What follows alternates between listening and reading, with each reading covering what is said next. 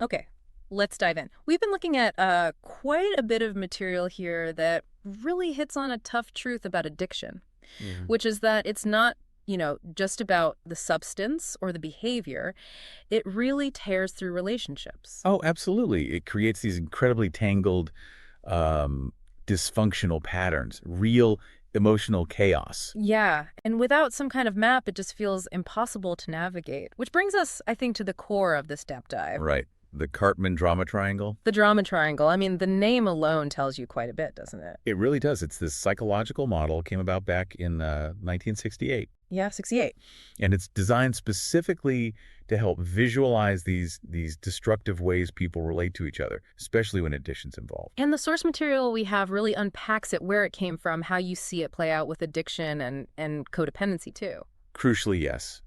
And maybe most importantly, why getting out of these patterns is just fundamental for any real recovery. So our mission today really is to walk you through this model. Yeah, explore the origins, um, those specific roles people fall into, often without realizing it. And how addiction kind of pours fuel on that fire. Exactly. And Yeah. then how you can start to spot this in your own life, your own relationships, and, actually find ways to step off the triangle Mm. towards something healthier. Because honestly, if addiction has touched your life, whether it's you or someone you care about, getting this model can be, well, a real eye-opener. It can bring clarity to dynamics that feel incredibly confusing, painful, Yeah. just chaotic. Okay, so origins. Stephen Karpman, the Right, psychologist. Stephen Karpman. He was actually building on some earlier ideas in psychology, specifically transactional analysis from Eric Berne. Ah, okay. And he wanted a really clear visual way to show these repeating destructive patterns he kept seeing. And he came up with the triangle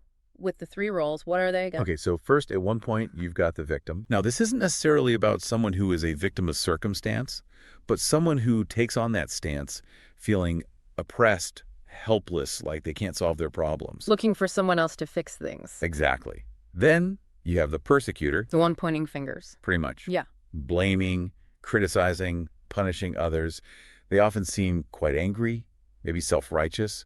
It's always someone else's fault. Got it. Victim, persecutor, and the third one. The rescuer. Mm-hmm. This is the person who feels compelled to save everyone. Mm-hmm.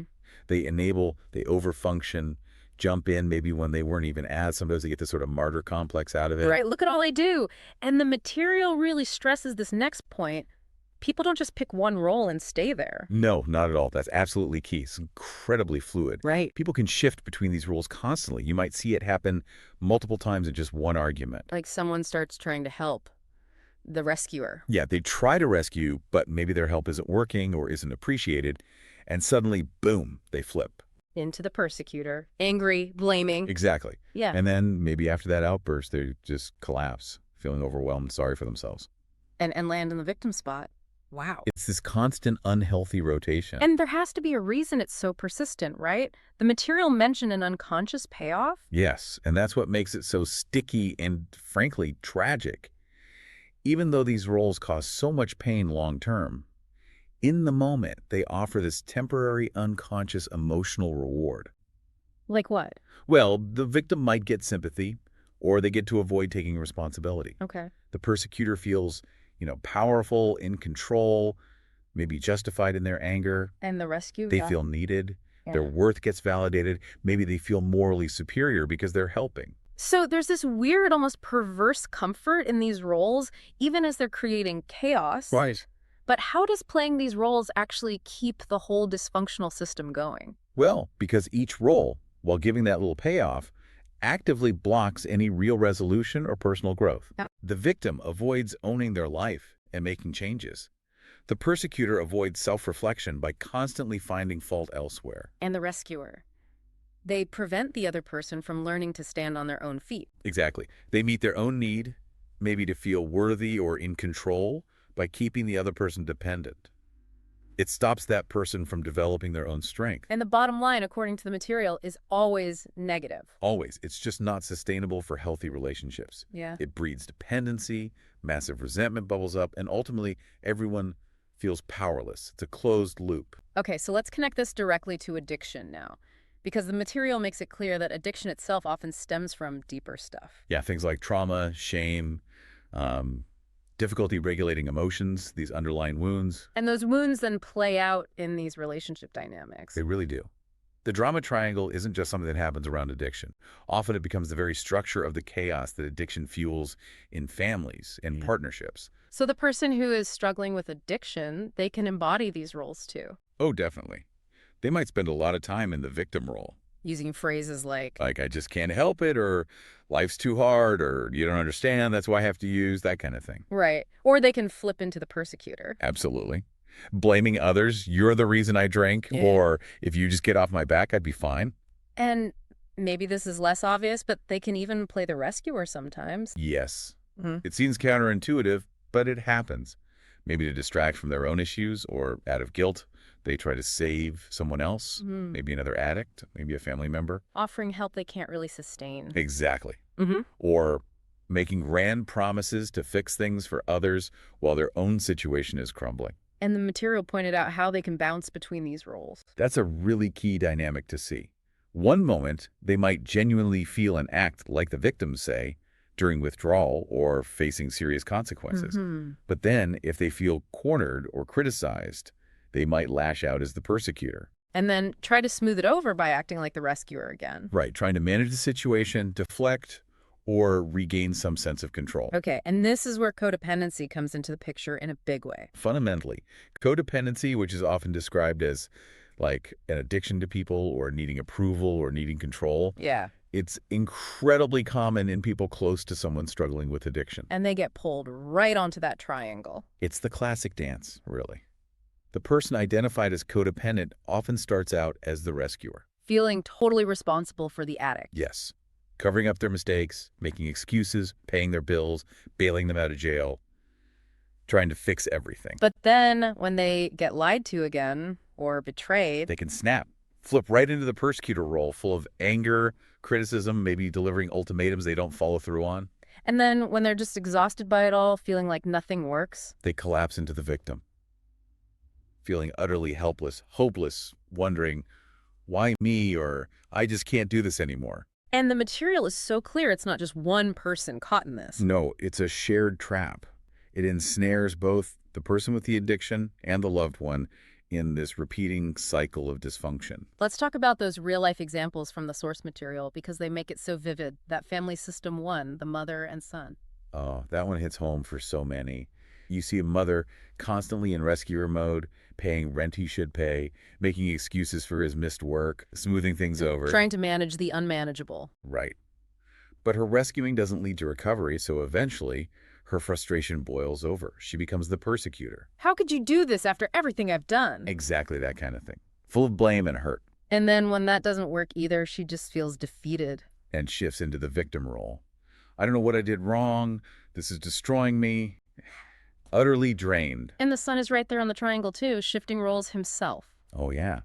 He might play the victim to get sympathy or avoid consequences. He might turn persecutor if she tries to set a boundary. You're controlling me. And maybe even briefly plays the rescuer. With those hollow promises, don't worry, Mom, I'll get clean this time, which just resets the whole painful cycle again. And in romantic relationships, the material said this triangle can become like the bedrock of the whole dynamic if addiction's involved. It often is. It becomes the main way they interact. Partners are constantly switching hats. Victim, persecutor, rescuer. Healing fights. Huge fights, yeah. Betrayals, broken trust. And then you get those temporary honeymoon phases where things seem okay. But nothing's actually resolved. Nope. It's just a pause button on the drama before it inevitably kicks off again. So even with all that pain, those immediate payoffs we talked about earlier, they're strong enough to keep people locked in. They really are, unfortunately.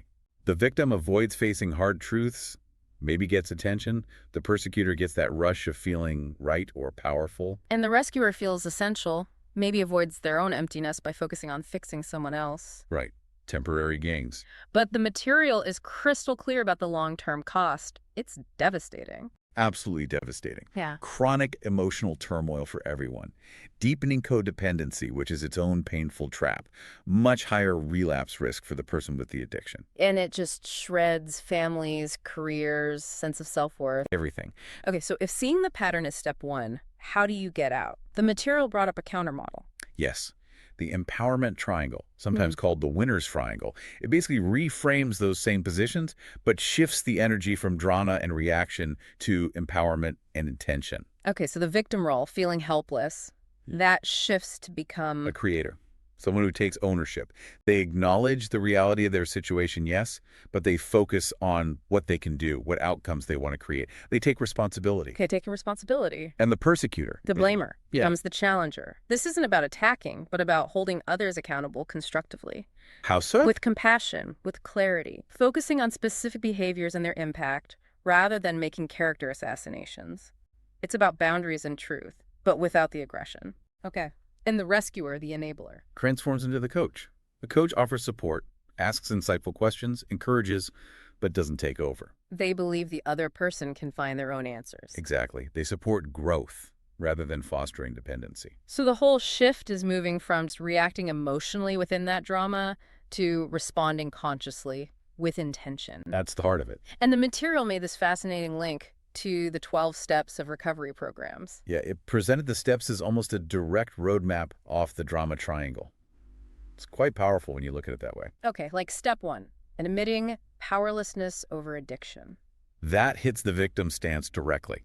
It's acknowledging reality. I can't control this substance behavior without the helplessness or blaming others. It's powerlessness over the addiction, not general powerlessness as a person. Okay, that makes sense. Then step four, the searching and fearless moral inventory. That directly tackles the persecutor's core issue, the focus on other people's flaws. Step 4 forces you to look inward, at your own part in things. It's uncomfortable, but necessary. Right. And step nine, making direct amends wherever possible. This cuts right through the rescuer's need for validation, through saving others or martyrdom. Making amends isn't about being a savior. It's about taking responsibility for your own actions and cleaning up your side of the street. It builds integrity from within. So all those core recovery principles, accountability, boundaries, honesty, service that's not enabling, they're all fundamentally about stepping out of these ingrained triangle roles. It really underscores that recovery is so much more than just stopping the addictive behavior. It's about fundamentally rewiring these relational patterns. The material also mentions specific therapies that can help target these dynamics. Yes, definitely. Family therapy or educational programs like Al-Anon, Nar-Anon, Families Anonymous, they're designed precisely to help family members see these roles. Then learn how to disengage. Exactly. They teach concrete skills, setting boundaries, self-care, detaching with love, not getting sucked into the chaos. What about cognitive behavioral therapy, CBT? CBT is great for identifying and challenging the automatic negative thoughts that fuel these roles. Like for the victim. Yeah, challenging thoughts like, I can't handle this, or it's all hopeless, and replacing them with more realistic assessments or plans for seeking appropriate support, not rescue. And given the connection to trauma you mentioned earlier. Right, somatic and trauma-informed therapies were highlighted too. Things like EMDR, somatic experiencing, internal family systems. Why are they relevant here? Because often the reason people get locked into these roles goes way back to unresolved trauma or deep emotional wounds. These therapies help heal that underlying pain, which can make it feel less necessary, less automatic, to fall back into victim, persecutor, or rescuer patterns. Okay, let's talk about Samantha's story from the material. That really seemed to illustrate the whole journey. Yeah, Samantha's case study was powerful. She was described as a recovering alcoholic herself, but deeply enmeshed in the triangle with her addicted partner. She was primarily the rescuer, right? Totally. Paying his rent, making excuses for him, covering up his messes, even using with him sometimes. Maybe thinking she could control it or keep him safe that way. Which, of course, just enables the addiction further. Exactly. But then, when he'd cross a major line, the example given was cheating. She'd flip. Right into the persecutor. Screaming, blaming, making threats, all that pent-up frustration exploding. And after the explosion, She'd crash into the victim role, overwhelmed, depressed, feeling hopeless about the situation and herself, just stuck cycling through those 3 points. so what was the turning point for her? The material described her getting into treatment and seriously working the 12 steps for her own recovery. That's where she started to see the pattern. Ah, the awareness piece. Yes, she learned about the triangle, recognized her roles in it, and crucially, started learning about healthy boundaries. What did that look like? Learning to stay in her own lane, as they say. Focusing on her sobriety, her well-being, and letting her partner face the natural consequences of his choices instead of her constantly trying to manage or rescue him from them. And the material describes this as her moving towards being a creator. Precisely. Hmm. She shifted her energy. Instead of pouring it all into the drama with him, she started consciously creating her own life based on recovery, responsibility, and her own needs, choosing a different path. That's a hopeful example. The material also pointed out something important.